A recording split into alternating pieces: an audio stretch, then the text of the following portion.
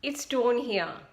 I've always struggled through life, couldn't really understand what was going on, and I've always been on the outer perimeter, not knowing my place and not knowing how to act or what to do.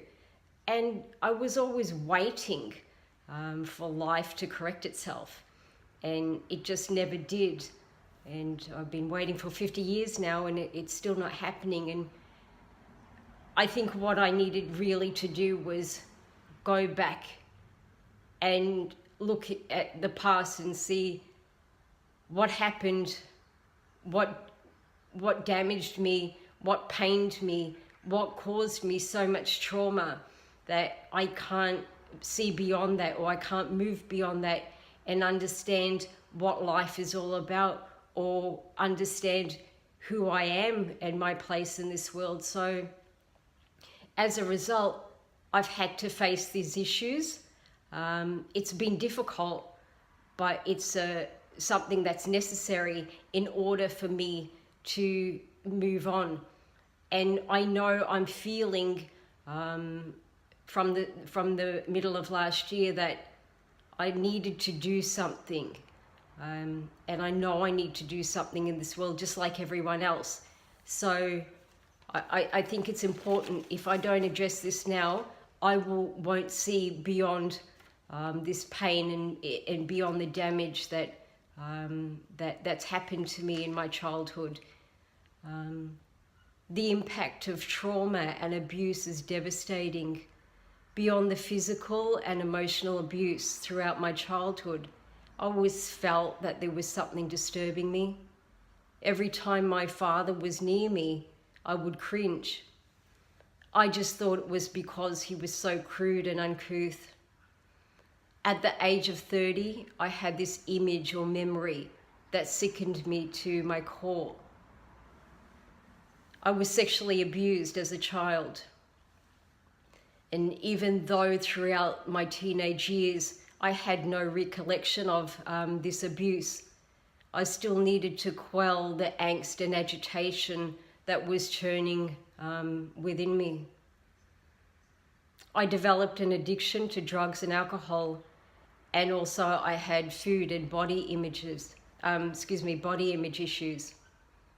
I cannot help but think, even through these behaviors of limiting food and blotting out the world with drugs, it still kept me safe in some dysfunctional way.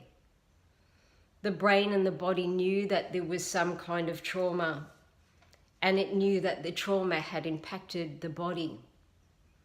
This memory of the assault was released by the subconscious mind to my conscious mind at that particular time in my life. I do not know why. It still took me another 20 years from then to beginning the work through the shame and the insult of being sexually abused.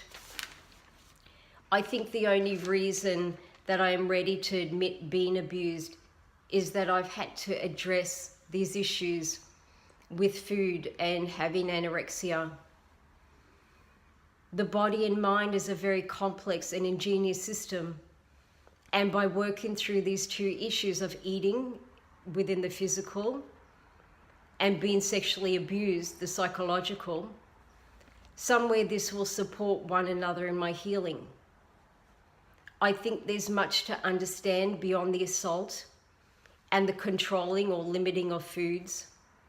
And I suppose healing is to find my ability and what I can start to achieve and accomplish for myself. It's probably something that I never have done before. I'm scared to feel the indignity, the violation, and the disgrace of being sexually assaulted. However, I have spent too many years hiding away from my life. And I am sure that there is much more that I can do beyond this shame and fear.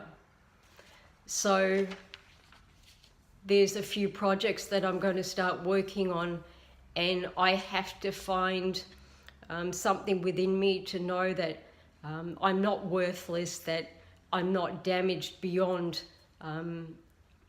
not doing something in the world, or finding something new within myself, and I cannot stay within this cocoon of my hesitation to be away from the world. So this is what I'm going to do with my life, and I think this video is really going to help me to affirm that yes, this has happened, but it can't keep me there, that I've got things to do in life, just like everyone else.